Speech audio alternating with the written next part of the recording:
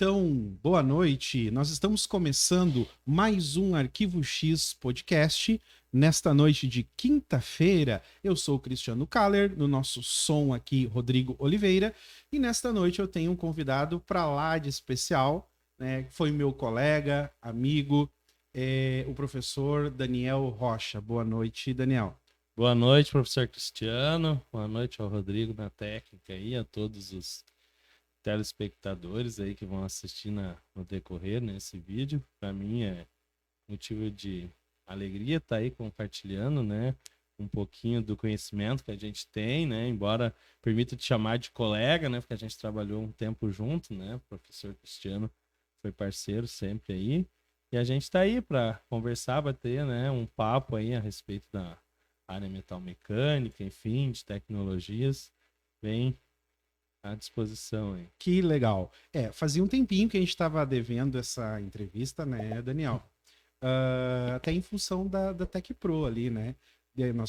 Para quem está nos ouvindo, o professor Daniel, ele é professor da Escola Técnica Monteiro Lobato, mais conhecida como CIMOL, né? E ali onde a gente se conheceu numa trajetória, trabalhei alguns anos ali, a gente nos conhecemos ali. E que bacana que fica essa amizade, né? Mesmo não estando mais na escola, ficou, né? Nossa relação de amizade. E o tempo que nós trabalhamos junto ali sempre foi momentos de troca, sempre tivemos troca, né? E que bacana a gente poder encontrar colegas, né? Humildes, que a gente pode fazer essa troca dentro da nossa profissão, né, Daniel? É bacana, na verdade, a sala dos professores, o intervalo ali é muito produtivo, né? A gente sempre levantava algumas ideias, algumas questões, argumentava, enfim, a respeito de mercado, tecnologias, e aí um tem uma situação, problema, o outro tem outro, então é bem enriquecedor, assim, né? Exatamente. O bate-papo ali é produtivo. Exatamente. Mas então tá, professor Daniel, nesse primeiro bloco, então, eu vou pedir agora para esse primeiro momento você se apresentar, né? Tem vários telespectadores aí que não te conhecem. Fala um pouquinho da tua trajetória profissional, da tua graduação, até tu chegar, então, como professor hoje. Fica à vontade. Na verdade, é assim, professor Cristiano. Eu sou natural de Igrejinha, né? E então, na minha idade ali, nos 18 anos, era um pouco difícil, né? A questão ali de faculdade, né? O custo era elevado, né? A gente vem de uma família que trabalhou muito, enfim, né? Mas a gente sempre tinha um sonho de crescer, né? Então, a primeira oportunidade que eu tive, assim, de curso, de me aperfeiçoar, foi na época, ali, aos 16 anos, com um curso no Senai, né? Que ele era basicamente um técnico em calçado, né? A gente fazia, inclusive, uma parte dele dentro da Piccadilly. E aí, então, com 18 anos, eu fui trabalhar na indústria, na calçadista, e teve um período ali, enfim, acabei subindo os degraus, né? Comecei como na produção, enfim, fui para auxiliar e depois comecei a gerenciar um setor ali, nós tínhamos em torno de uns 30 funcionários, né? E foi um período de bastante experiência, embora eu era muito novo ainda, né? Mas já conseguia, baseado, né, por esse treinamento que a gente teve esse intensivo lá dentro da Piccadilly, né? Conseguia gerenciar um setor, né? Então, mas assim, sempre tinha aquele sentimento de fazer alguma coisa a mais, né? E aí surgiu a oportunidade, eu tinha alguns colegas, eu estava terminando o segundo grau, tinha uns colegas que iriam vir para o CIMOL, né? Tinha uma professora que incentivava. E eu acabei, né, me inscrevendo para a prova, passei e fui cursar então técnico em mecânica, né? Aí começa a minha relação com a área, enfim, diretamente, né? Aí eu fiz o técnico em mecânica depois de fazer estágio numa empresa em Sapiranga, né? Altero, né? Uma metalúrgica muito conceituada, bem tecnológica, né? Conhecida na região também, né? Isso, e aí lá eu tive a oportunidade, né? Eu fui fazer estágio na parte de matrizaria, mas acabei entrando numa seleção interna na área de programação de máquina CNC, né? Daí quando eu fui fazer, inclusive a minha turma no CIMOL, ela era uma turma muito dinâmica, assim, né? A gente conseguia, era muito enturmado, né? A gente chegou a propor para a direção na época para fazer um curso aos sábados, né? Então um grupo de 8, 10 colegas, a gente fez um intensivo ali me parece que foi 120 horas, né? Sábado o dia todo, né? Olha só. Né? E na área de CNC, né? Então a gente fez praticamente uma especialização. E como eu já trabalhava na área e também fui fazer treinamentos, né, em outras instituições, Senai, teve na parte de ferramental, na Sindvic, enfim. Quando surgiu uma oportunidade na escola, eles acabaram me convidando, né? Porque eu acredito que também auxiliei um pouco o professor na época nesse treinamento, né? E aí, então, eu começo a minha trajetória, então, como professor no CIMOL, né? Comecei, né, no primeiro degrau, era uma noite por semana, uma oportunidade, enfim, que faltou professor para essa especialidade, né? E aí, depois fui, né, 2, 4, depois, não, quem sabe não vem uma manhã, uma tarde. E paralelo a isso, aí eu já fazia faculdade, enfim, né, eu acabei me formando em sistemas, né, mas me especializei depois, né, em automação e controle, enfim, e assim, aproveitei as oportunidades que foram surgindo, né, acho que esse é o grande foco. Sim, sim. Muito legal. Na verdade, Daniel, tu colocas assim, ó, bem a realidade do trabalhador brasileiro de base, aquele que começa de baixo, né? Comigo não foi diferente, não foi nem um pouco diferente, né? A gente vem de família humilde, né? Sem muitos recursos. Então, quando tu se insere já no mercado de trabalho muito novo, e na indústria, né? E aí, todas as oportunidades que surgem, você se agarra nelas. É verdade. Todos os cursos possíveis, você vai se agarrando nelas. Tu sabe que, para mim, o que eu acho, o que é legal do nosso bate-papo de hoje, tá? Falar da área metal mecânica, para mim, é muito legal. Porque eu sou um egresso de Senai, né? Então eu fiz naquele período aquelas modalidades de Senai que eram 3.000 horas de curso. Você entrava com 14 anos e saía com 17 anos e meio do curso, né? Então até tá aqui no nosso cenário nesta noite, tá? Algumas das peças que nós fabricamos lá no Senai, né?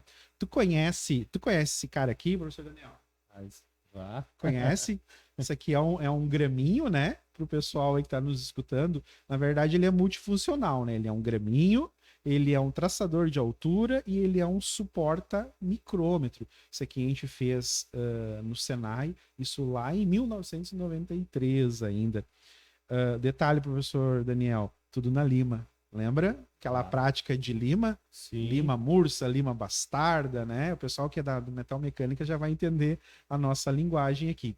E essa segunda peça aqui, um porta-lápis, porta-caneta, né? Nós também fizemos com pantógrafo, né? Até a gente estava conversando antes aqui, né? São equipamentos que ficaram obsoletos, né? Equipamentos que nem existem mais no mercado, né? Característico da época, né? Da época, da década de 90. Na verdade, mesmo, era uma evolução do convencional, mais top, né? Exatamente. Parte...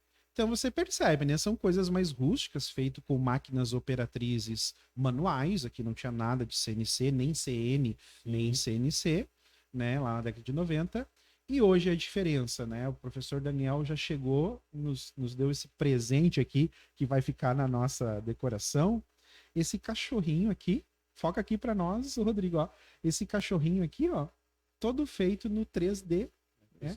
Na impressora 3D. Olha o ponto que nós chegamos de evolução em tecnologia, né? É fascinante. Tem esse outro modelinho aqui que ele trouxe, esse aqui é o xodó. É o xodó do professor Daniel. Eu disse, esse vai ficar para nós também. Ele disse, não, esse não. Olha aqui, Rodrigo, foca aqui. Isso aqui é a parte interna, né? De um motor de carro, né? Onde nós temos motor V8, né? Um protótipo, né? Isso, os pistões aqui, né? E funcional, né? Ele gira, Olha só, gente. Funcional. Olha só. Que bacana isso aqui, ó. Tudo feito no 3D. Tudo feito no 3D. Tudo feito no 3D. Na verdade, eu entendendo, né, a questão que tu falaste ali do teu trabalho, né, no Senai, enfim, no início da carreira, como veio a oportunidade, tu abraçou. Na época nós não tínhamos muitas oportunidades que nem é hoje, né? Sim. Eu também, assim, não lembro de ter, mas a oportunidade que teve apareceu. Porque, na verdade, era mais elitizado, né? A questão para te ter assim, como pagar um curso superior era um pouco Muito. distante. Hoje tem Exatamente. uma série de financiamento, FIES, enfim, que facilitou, né? Então, para nós, digamos assim, nós usamos o intermediário, fomos pro Exatamente. profissionalizante, pro É técnico, o- para depois chegar Claro, na é o que eu sempre, universidade, o que eu né? sempre digo assim, o degrau da escada. A gente fez o caminho da escada, que a gente começou com os degraus de baixo e sim. fomos subindo. A minha experiência, pelo que tu me fala, é muito parecida com a sua, né? O Senai, para mim, foi um divisor de águas. Então, eu acredito que o curso técnico para ti também foi um divisor de águas. A oportunidade, as portas que se abriram foram tudo através, né, Da formação desse técnica. primeiro degrau no técnico, né? Claro, eu poderia ter seguido na área do calçado, porque, né, eu tive uma oportunidade boa na época também, né, mas em função do curso que eu fiz no Senai. Mas eu já queria migrar para uma área mais específica, assim, para fugir, né? Na nossa época, o pessoal começou, assim, uma onda de querer fugir da parte do calçado, né? E aí foi aonde surgiu a oportunidade de entrar no curso de mecânica, né? E aí eu acabei me apaixonando pela área, né? Eu sempre digo assim, na verdade eu não estudei para ser professor, né? Uhum. Na verdade eu estudei para a vida, para ser profissional. Uhum. Mas aí com a oportunidade que me apareceu, foi em função do meu conhecimento, entendeu? Que quando me surgiu a oportunidade para mim entrar pro Simol, foi para entrar então nessa parte de usinagem CNC, que era onde eu trabalhava, eu me especializei, digamos, né? Sim, sim. Que legal. Pois é, a gente já fez então essa viagem histórica, essa retrospectiva, né? Meus primeiros modelinhos ali feitos, modelos, né? Feito de forma mais rústica, nas máquinas operatrizes manuais, né? Mas a gente sabe que da década de 90 para cá houve uma evolução dentro do cenário metal mecânico.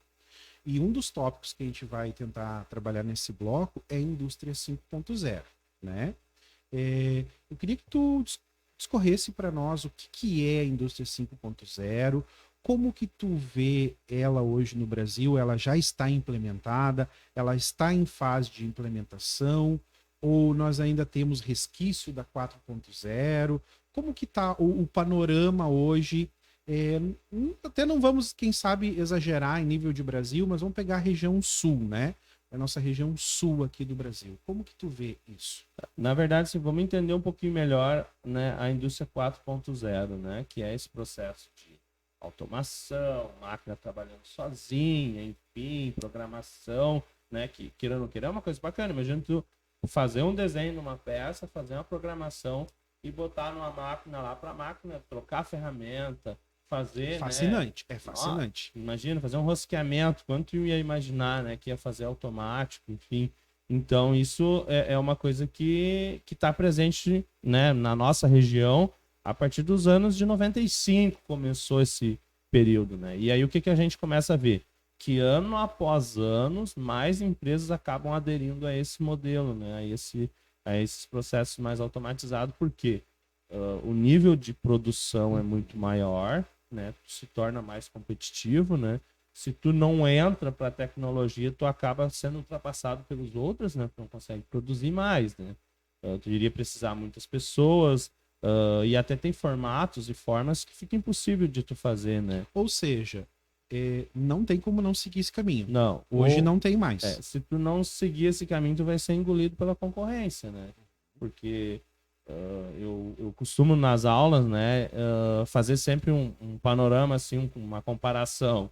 O valor de máquina convencional e o valor de uma máquina CNC, né? E aí a gente faz a produtividade, né? Então, tem casos, quanto mais difícil a peça, quanto mais dificuldade, mais vantagem eu vou ter, né? A relação começa a diferenciar, né? Ficar bem mais diferente. Mas, enfim, o custo vai ficar, às vezes, 10 por 1. Nossa, Né? não tem 6 por 1. não tem como competir. Não tem como competir. Se torna muito caro. Você sabe que o processo manual, o torneiro, o fresador, o ferramenteiro, são profissões que têm um valor agregado, um valor hora bem considerável, né? Isso convencional, tu vai pagar uma hora de um torno convencional, mas aí é uma coisa que hoje tem muito isso atrelado dentro da manutenção. Porque às vezes tu tá resolvendo um problema ali que a pessoa não se importa de pagar R$ 100 a hora, por exemplo, R$ 200. Só que numa produção em massa, isso Sim. fica muito, Sim. onera muito producional, né? Já fica inviável, né? Fica inviável. Se torna inviável. Então, assim, as empresas estão caminhando para as evoluções, embora demora um pouquinho mais, porque são investimentos altos, né? Tu tendo serviço, tendo um volume de trabalho, compensa. O que muitas empresas começam fazendo é o quê? Começam a ter um volume de trabalho, não vale mais a pena fazer. Mesmo eu tendo a máquina convencional, não vale mais a pena eu fazer. Sim. Aí eu terceirizo, né? Quando eu tenho um volume X de horas de trabalho, aí eu acabo comprando uma máquina, entendeu? Entendi. Para compensar Entendi. nesse investimento. Então, digamos assim, o 4.0 é realidade já há Sim. anos na nossa região. O que eu vejo assim que há caminhos, né, principalmente com a chegada da inteligência artificial, para pegar e desenvolver cada vez mais software, ferramentas, recursos dentro, né, dos programas para evoluir cada vez mais Sim. essa parte, né? Sim.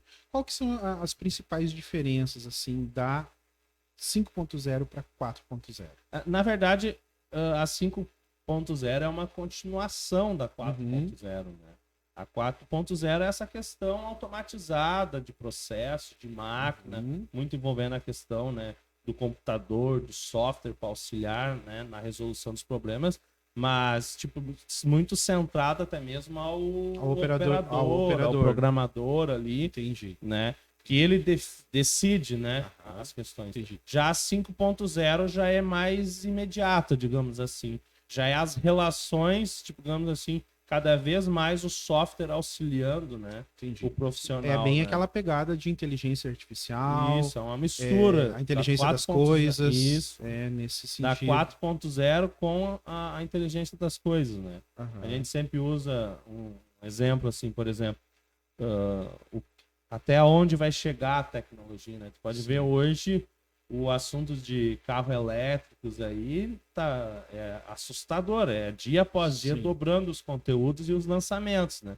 Parece que é uma realidade bem distante, mas eu acho que isso vai ser muito incorporado. Por exemplo, as manutenções, a partir do momento que tu olha os carros principalmente desses elétricos, eles são uma nave, né? Tipo, uma tecnologia embarcada. Isso, aí os aplicativos, mapa, e aí manutenção, tudo mais intuitivo, entendeu? Ele não espera, ele te avisa, né, quando precisa fazer. E na questão das relações domésticas, por exemplo, a gente sempre vê assim. Eu acho que vai chegar ao ponto que, por exemplo, tu vai ter uma geladeira lá na tua casa, tu vai ter um estoque lá de produtos, e conforme vai diminuindo aquele estoque, ela vai disparar uma ordem de compra, entendeu? Entendi. Então é essa. Sim. Isso seria a inteligência das coisas. Inteligência das coisas, Perfeito, entendeu? perfeito. Digamos assim, é uma série de questões que vão te cercando que visam, na verdade, a facilitar a rotina, né? Então, assim, ele vai pensando por ti, digamos, né? Perfeito. Joia, joia. A gente encerra esse bloco aqui. No próximo bloco, então, a gente volta, quem sabe, dando mais uma pinceladinha sobre esse assunto. E vamos fazer uma análise do cenário metal-mecânico da nossa região aqui.